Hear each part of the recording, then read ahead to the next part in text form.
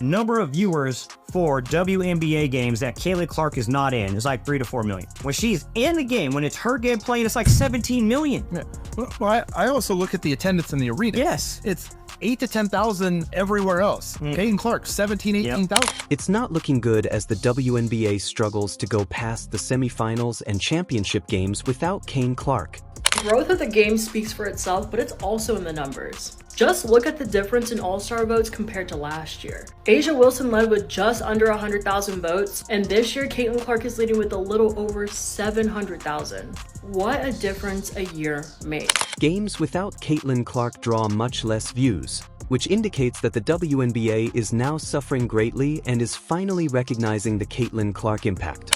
Caitlin's departure, do we think that these new WNBA fans are going to stick around for the rest of the playoffs? The Liberty Aces series might be one that draws some numbers. The disparity between 1.8 million and around 400,000 is wild, especially with football season being in full swing. Fans are refusing to watch games because it's not the same as watching CaitlinClark. Take a look at this. The WNBA wouldn't have encountered this kind of issue if they had been smarter and wouldn't have permitted referees to ambush her. Given the number of spectators that attended Clark's golf outing, it's safe to assume that the WNBA would have grown significantly if Caitlin had been in the playoffs at the time.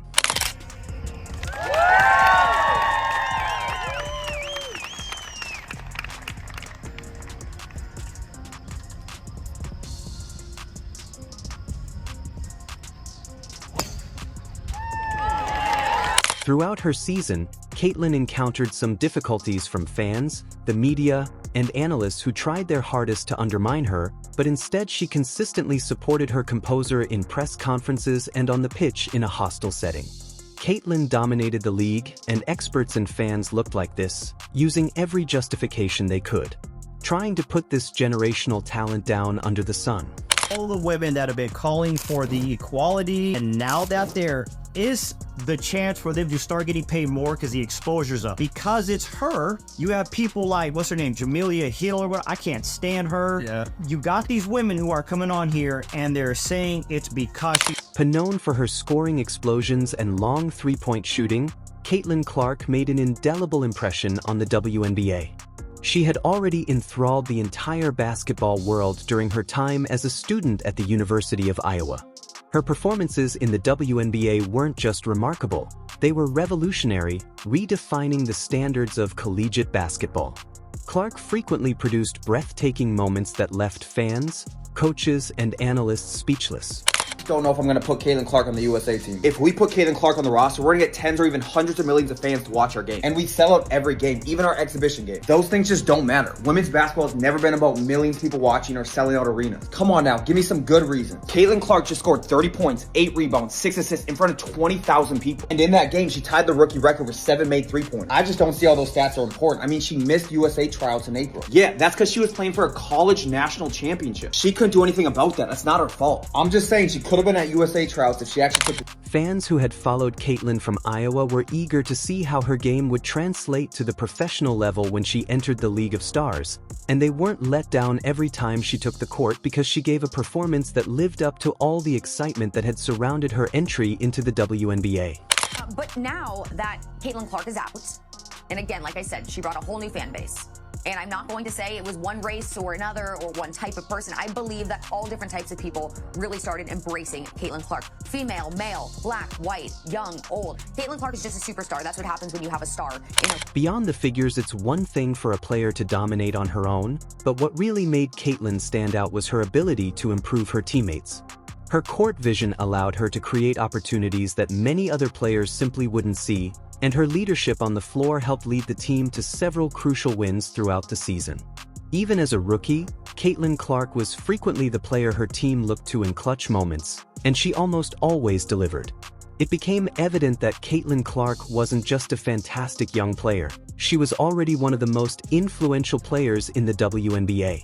The amount of attention she brought to her games from fans and the media was unparalleled, and the WNBA soon realized that Clark had the potential to become the league's face.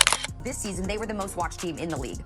An average of viewership, 1.1 million viewers each game in the regular season. Other games, listen to this, paled in comparison, drawing just about 394,000 viewers on average. The Indiana Fever appeared to be a team on the rise for a large portion of the season.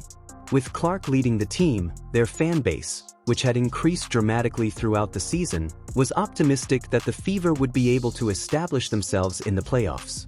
The team had all the ingredients for a deep playoff run. Okay, since Caitlin has joined the WNBA, we've now earned enough money for every single team to fly private. So if we put her on the team, we're gonna be able to fly private all the way to Paris and back. We have been fighting for private flights for so many years in women's basketball, but I mean, we can go back to commercial. That's something the league has been asking for so long. And now Caitlin has literally given that to us. All right, I made my decision. Okay, good, so you're gonna put her on the team. The world's gonna be so excited. CaitlinClark has brought us millions of fans, hundreds of millions of dollars, and private flights, but at the end of the day, that's just not. Though the Fever had a chance to win the series, format left little room for error. Those hopes were swiftly dashed by the best-of-3 format in the first round of the playoffs. They were pitted against the Connecticut Sun, a formidable opponent with more playoff experience. They lost because of the best-of-3 playoff rule, and Caitlin left early. Hey, I'd just like to say congratulations to CaitlinClark, #1 player on the planet right now. Let's go ahead and do this game today. You got your hands full. You're probably nervous because it's senior day. It's the last one here, but this crowd's gonna carry you through. So just keep focused. I know as soon as you drop that first 3, it's gonna be all over. The absence of a home game was especially devastating for the Fever, who had one of the most devoted and passionate fan bases in the WNBA, frequently packing arenas with close to 20,000 spectators. That kind of home court advantage can make all the difference in a playoff series, especially for a young team like the Fever. In the end, the series felt like a missed opportunity, not only for the Fever but also for the WNBA as a whole. The league had lost one of its biggest stars far too early, and the rest of the playoffs would suffer as a result. The use of a best-of-3 format in the first round of the playoffs has been widely criticized in the wake of the Fever's elimination, and the WNBA, which has been working to expand its fan base and boost viewership, missed a vital chance to feature one of its brightest stars on the biggest stage. To the GM in Connecticut, and I said, Darius, let's go back to let's have one game in Indy. He said, there is no way I'm going to do anything to allow my team to get out of this arena. And I said, well, I'm on you. I said, because we will have 19,000 people ready for you. He said, I don't want to go back to Indy. But our players deserve a chance. CaitlinClark's exit from the playoffs had an immediate impact on the WNBA's viewership numbers during the regular season. In large part, this was due to Clark's performances, which made her the main draw for many casual viewers who may not have followed the league before. However, once the Fever subsided, those viewers started to tune out, and the numbers showed that even marquee matchups with other stars like AIA Wilson and Breanna Stewart couldn't sustain the same level of fan interest they were watching for CaitlinClark, and their interest waned without her.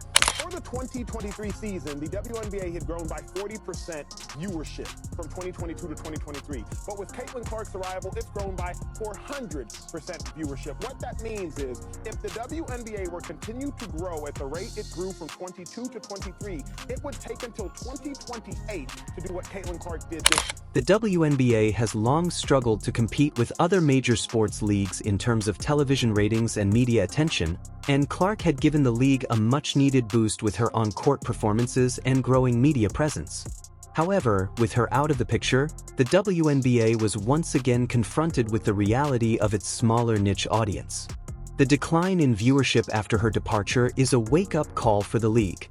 Things that this group accomplished that, a lot of people probably didn't think was possible, one, to start the season, and two, after the start we had to the season. So, yeah, it'll definitely be probably a little weird for me over the course of the first couple weeks, and then I'm sure I'll get bored and pick up a basketball again, so. The WNBA had been making progress in recent years, gradually growing its fan base and garnering more media attention, but the abrupt loss of one of its biggest stars and the ensuing decline in fan interest has demonstrated just how delicate that momentum can be. This decline in viewership isn't just about losing one player. It's also about losing the momentum that Clark had built throughout the season. Noise that I don't really listen to, honestly, because I'm in season. I have other things that we need to worry about than what other people have to say. I have a scout, I have 11 other minds on my team and in my locker room that we got to make sure that we're on the same mindset. So I really can't give you the best answer on that because I really don't pay any attention to it. When CaitlinClark was on the court, viewers tuned in to watch her play, and social media was ablaze with clips of her highlights. However, when she wasn't playing, the difference was stark. The media and the WNBA itself didn't fully realize the significance of the CaitlinClark effect until she was eliminated from the playoffs. Hey, I'd just like to say congratulations to CaitlinClark, #1 player on the planet right now. Let's go ahead and do this game today.